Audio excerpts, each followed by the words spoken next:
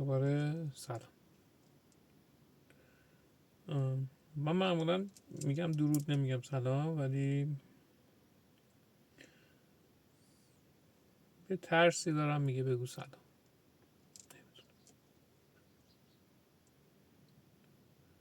با ترسای زیادی طی روز زندگی میکنم، بخاطر که شرایطی که الان دارم و اینها، با ترسای زیادی زندگی میکنم. این ترسا یه سریشون موندگارم، باعث درد ذهنی روانی من میشن که بهش میگیم رنج. پایدارن، خیلی اذیتم میکنن. معمولا هم وقتی این اتفاق میفته یا آستانه تحمل رنجی و دردی دارم که اون آستانه به اون آستانه میرسه، اون وقت یک فکری به حالش میکنم، میرم شروع میکنم نوشتن و درشون میارم و معمولا هم میگذارم ازشون. آیا حل میشه؟ برای اون روز حل میشه، ولی اون ترس توی یه شرایط دیگه، توی شرایطی که قدرتش بیشتره دوباره میاد. مثلا ترس از بیپولی و فقر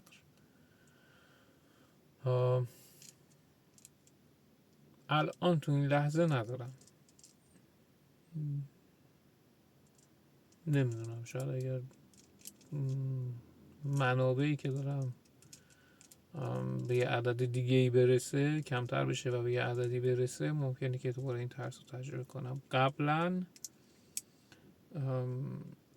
داشتم، من قبلا داشتم، چه میدونم، اگه مثلا قبلا شما فکر کن من 10 تا واحد پول داشتم، 10 میشد 9 میترسیدم، بعدا هی شد 9 8 7 و دیدم اتفاقی نیفتاد، نمردم، زندم و اتفاقا هوشیارتر دارم زندگی میکنم. حواسم بیشتر به این هست که هوشیار باشم که چی میخورم، به نیازهای واقعی. تو این وسط فرق بین نیاز و خواسته رو متوجه شدم. یکی از چیزهایی که کمکم کرد که با جسمم ارتباط برقرار کنم اتفاقا همین ترسه بود که من واقعا به این چیزی که الان میگم نیاز دارم. ترس از گرسنگی رو من داشتم، الان ندارم. و جالبه بدونید که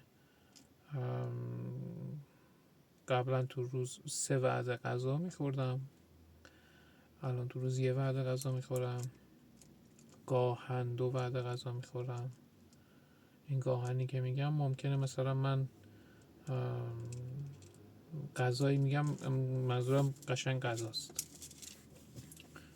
حالا من صبحانه میخورم، صبحانه میوه میخورم، شام میوه میخورم، معمولا 3-4 تا موز شام میخورم، صبحانه 2-3 تا پرتقال میخورم. ولی اون وسط نهار رو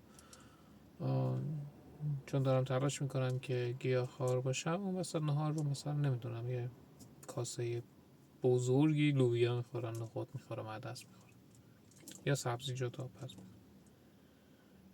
اون غذایی که میگم اون وعده ناهاریه که میگم. قبلا 3 وعده اینجوری میخوردم، الان هر از گاهی ممکنه 2 وعده بخورم، یعنی نهار بخورم، بعد خب